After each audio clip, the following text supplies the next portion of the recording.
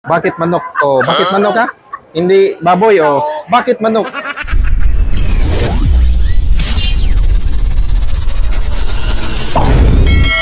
So mga kapano, so for today's video ay andito kami sa SMC side. So andito nga pala yung pinsa ng misis ko. So ayun, ate Mayet. Oh. So ayun, nanggaling pa sila ng Leyte, no? So noong nakarang araw pa sila dumating dito kasi yung panganay na is mag-take ng board exam mag-review ng board exam para nursing, no? Good to see dahil ngayon lang kami nakakita, no? For almost ilang taon na? First time. Oh, first time mula nung kinasal kami ng misis ko. So way back 2014 and ngayon ay 2024. So, di ba? Oh, 10 years. Di ba? Oh, di ba? Good to see. What's up? Yeah. So ayan na, may maganda kaming Servidora. Oh, may maganda kaming crew dito. Yeah. Oh, salamat. Oh, yeah. Salamat. Oh. Grabe. So mga kapano, so hindi namin nakalain, no, na pumunta sila dito, no? Dahil sa mga ilang taon nang lumipas ba. Hindi namin nakalain na makahanap sila ng time ba, punta ng Cebu ba.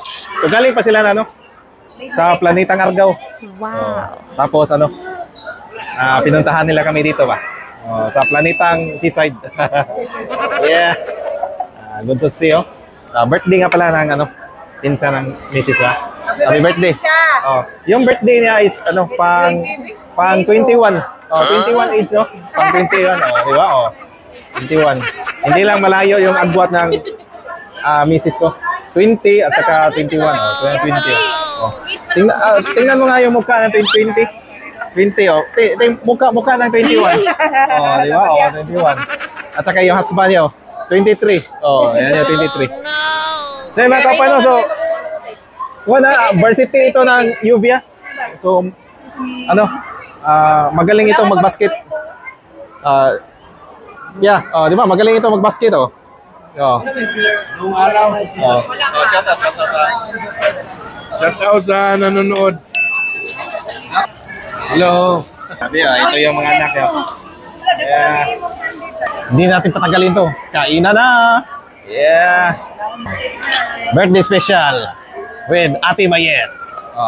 Happy birthday, happy birthday. Happy birthday. Dito pa, may pahabol pa. French fries, manok, saka bakit? Bakit manok? Bakit manok ka? Hindi baboy, bakit manok? Hindi baboy. Di pa, may koko. Di ba? Kainan na.